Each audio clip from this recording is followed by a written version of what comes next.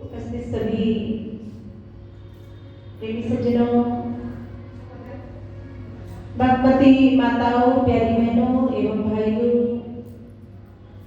हम सभी लोग परमपिता परमात्मा श्री गुरु महाराज जी की असीम कृपा से ऐसे घोर कलिकाल में समय समय पर ज्ञानी संतों के सानिध्य को प्राप्त करने का सौभाग्य अवसर हम प्राप्त करते हैं।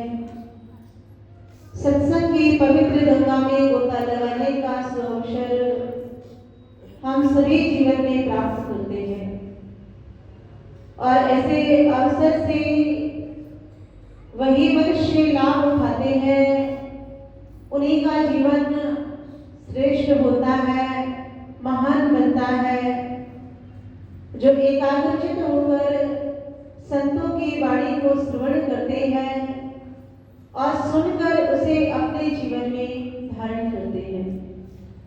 जिस प्रकार गरुड़ जी कामकुसुम जी के सानिध्य में सत्संग सुनने के लिए जाते हैं, क्योंकि हमारे धर्मशास्त्र हमें जीवन में ये सिखाते हैं कि सत्संग एक ऐसा सरल और सुगम साधन है कि जिस साधन से हम भक्ति के मार्ग में आगे बढ़ते रहते हैं। सत्संग सुनने से मनुष्य के मन में किसी प्रकार का भ्रम नहीं होता। सत्संग सुनने से मनुष्य को जीवन में भगवान के चरणों में प्रेम और अनुराग बढ़ता है। इसलिए हमें अधिक से अधिक सत्संग सुनना चाहिए और सत्संग को जीवन में धारण करना चाहिए।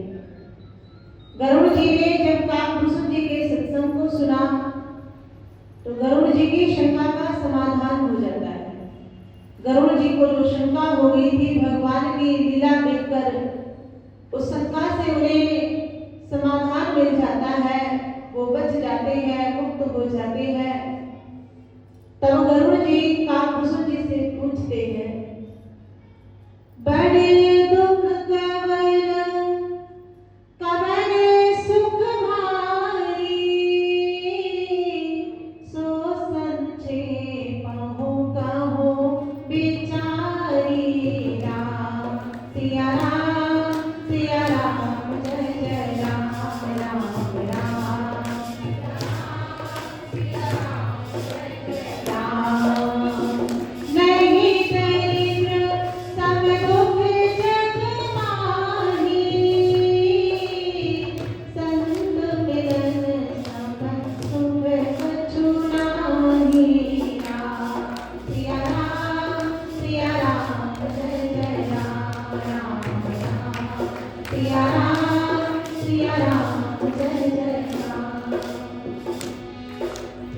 गरुड़ जी ने संतराज कामकुसुम जी से पूछा कि हे संतराज, संसार का सबसे बड़ा सुख कौन सा है और सबसे बड़ा दुख कौन सा है?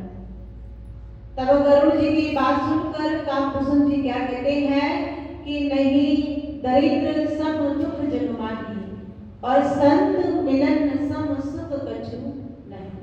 कि हे गरुड़ जी, संसार का सबसे बड़ा दुख है दरिद्रता, गरीबी। इस संसार का सबसे बड़ा दुख बताया और सबसे बड़ा सुख कौन सा बताया? तो उन्होंने ऐसा नहीं कहा कि जो बहुत धनवान है वो सबसे बड़ा सुख है, जो जीवन में सारे सुख साधनों को प्राप्त कर चुके हैं वो सबसे ज्यादा सुखी है, या राजा सुखी है, महाराजा सुखी है, ऐसा नहीं कहा। कामकुसुम जी क्या कहते हैं कि संत मिलन सम सुख कछु नहीं, कि संतों के मिलने के समान संसार में कोई दूसरा सुख नहीं। सबसे बड़ा सुख, सर्वश्रेष्ठ सुख है संतों का मिलना, क्योंकि संतों के सानिध्य में जाने से मनुष्य की अज्ञानता दूर हो जाती है। अज्ञानता समाप्त होगी तो ज्ञान का उदय होगा, और जब व्यक्ति का ज्ञान उदय हो जाता है, उसे ज्ञान की प्राप्ति हो जाती है, तब मनुष्य अपने जीवन में छोटे मोटे दुखों से घबराता नहीं, उसे जीवन जीने की कला मिल जाती है। जिस प्रकार कहा कि हर सिक्के के दो पहलू होते हैं। अगर एक तरफ से वो खत्म हो, समाप्त हो, तो वो सिक्का किसी काम का नहीं है। वो सिक्का तभी उपयोगी है, तभी उसकी कीमत है जब वो दोनों तरफ से पूरी तरह ठीक है। ठीक इसी प्रकार कहा कि हमारे जीवन के भी दो पहलू हैं। वो कौन से हैं? तो कहा पहला है सुख और दूसरा है दुख। ये सुख दुख मनुष्य के जीवन के दो पहलू बताए। या हमारे जीवन में सुख ही सुख आता रहेगा तो वो जीवन में कोई जीवन नहीं बताया। उस जीवन में हमें सुख मिलेगा तो हमें दुख का कोई भान नहीं रहेगा, कोई अनुभूति नहीं रहेगी।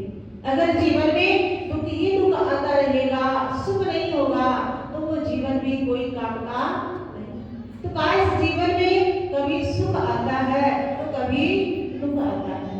पर जो भगवान के सच्चे भक्त होते हैं वो इन दुख सुख में कभी घबराते नहीं, बल्कि इन्हें पार करके अपने लक्ष्य को प्राप्त करते हैं, अपनी मंजिल को प्राप्त करते हैं। जिस प्रकार भगवान के महान भक्त हो गए नरसिंह मेहता, जो बहुत धनवान थे, बहुत जिनके जीवन में धन वैभव था। और जब नरसिंह मेहता की धर्मपत्नी का स्वर्गवास हो गया तो नरसिंह मेहता अपने जीवन में दुखी नहीं होते। वो भगवान का धन्यवाद करते हैं कि हे परमात्मा, मेरे जीवन की एक जिम्मेदारी खत्म हो गई, क्योंकि मैं अपने मन को अब अधिक भगवान के ध्यान में, भजन में, सुमरण में लगाऊंगा। उनके जीवन में इतना बड़ा दुख आया पर उस दुख से वो भयभीत नहीं हुए, वो घबराए नहीं। उन्होंने ऐसा नहीं किया कि भगवान की भक्ति करना छोड़ दिया। वो भगवान की भक्ति और अधिक करने लग जाते हैं। संत एकनाथ जी हुए, जिनकी धर्मपत्नी बहुत अच्छी थी, जिन्हें भक्ति में पूरा सहयोग देती थी। संत एकनाथ जी भगवान का धन्यवाद करते हैं कि हे परमात्मा, हे प्रभु, आपकी दया से मुझे जीवन में इतनी अच्छी धर्मपत्नी मिली कि जिसके माध्यम से मैं भक्ति में आगे बढ़ रहा हूँ, जिसके माध्यम से मुझे आपके चरणों में और अधिक प्रेम हो रहा है। वो भी भगवान का धन्यवाद देते हैं क्योंकि उनके जीवन साथी कैसी है? धार्मिक है, भगवान की भक्त है। तीसरे संत हुए संत तुकाराम जी, जिनकी धर्मपत्नी उनसे बिल्कुल विपरीत थी। संत तुकाराम जी जितने धार्मिक, जितने भगवान के भक्त, उनकी धर्मपत्नी उतनी ही नास्तिक थी, उतनी ही उनके विपरीत थी। संत तुकाराम जी जितने दयालु स्वभाव के, जितने दयावान थे, दानदाता थे, उनकी धर्मपत्नी उतनी ही लोभी और लालची थी। वो जीवन भर यही सोचती रहती थी कि मुझे सब कुछ प्राप्त हो जाए। पर संत तुकाराम जी फिर भी भगवान का धन्यवाद करते थे। और संत तुकाराम जी का स्वभाव था कि उन्हें जो भी दक्षिणा में मिलता था, सत्संग में जो भी प्रसाद मिलता था, वो सब गरीबों में बांट देते थे। रास्ते में कोई गरीब मिल गया, उसे दे दिया। बच्चे मिल गए, उन्हें बांट दिया। कोई और निर्धन व्यक्ति मिल गया, उसे बांट दिया। और जब तक अपने घर आते थे तब तक उनका झोला खाली हो जाता था। तो ये देखकर उनकी पत्नी को बड़ा क्रोध आता था, बहुत गुस्सा आता था कि इतना कुछ मिलता है, सारा कुछ बांट कर आ जाते हैं, कुछ भी बचाकर नहीं आते। अब एक दिन संत तुकाराम जी के सत्संग में बहुत सारा चढ़ावा आया, बहुत सारा प्रसाद आया, फल आया, मिठाइयाँ आई, वस्त्र आए।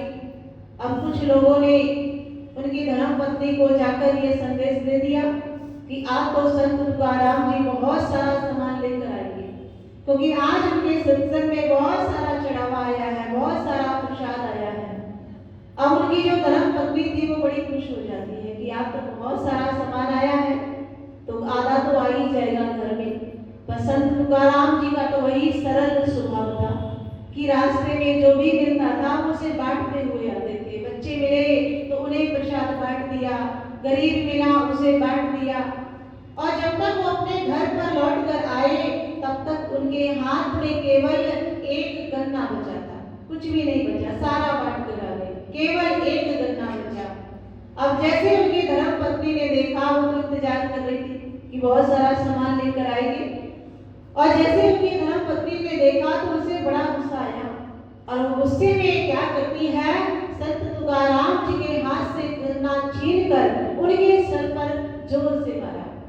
अब जैसे ही गन्ना जोर से मारा, उस गन्ने के दो हिस्से हो गए। अब ये देखकर संत तुकाराम जी प्रसन्न हो गए, और संत तुकाराम जी कहते हैं कि अरे तुम तो बहुत बुद्धिमान हो, मैं तो पूरे रास्ते यही सोचता आ रहा था कि हम दो गन्ना एक बंटवारा कैसे होगा, तो तुमने 1 मिनट में इसका बंटवारा कर दिया, इसके 2 हिस्से कर दिए, अब एक हिस्सा तुम्हारा और दूसरा हिस्सा हमारा। तो संत तुकाराम जी कहते हैं कि उनकी धर्म पत्नी उनसे बिल्कुल विपरीत थी, पर फिर भी वो उस हालत में भी, उस स्थिति में भी भगवान की निरंतर भक्ति किया करते थे। वो कभी भगवान से शिकायत नहीं करते थे कि मुझे ऐसी विपरीत पत्नी क्यों दी, इतनी विचित्र पत्नी क्यों दी, बल्कि वो भगवान का धन्यवाद करते थे कि हे भगवान आपका धन्यवाद है, क्योंकि ऐसी पत्नी मिली तो मुझे आपके चरणों में ज्यादा प्रेम होगा, आपकी मुझे ज्यादा याद आएगी। तो कहा कि भक्त के जीवन में ऐसे ही सुख और दुख आते रहते हैं, और जो सच्चे भक्त होते हैं वो जीवन में आए हुए दुखों से कभी भयभीत नहीं होते, कभी घबराते नहीं, वो भगवान से कभी शिकायत नहीं करते कि भगवान ऐसा नहीं, ऐसा होना चाहिए था, और जब ऐसा होता तब हम आपकी भक्ति करते, तो ये संभव नहीं। हमें हर हाल में, हर स्थिति में भगवान की भक्ति करते रहना चाहिए, क्योंकि जो भगवान की भक्ति करते हैं वही अपने जीवन को सफल बना पाते हैं। इसलिए कहा चाहे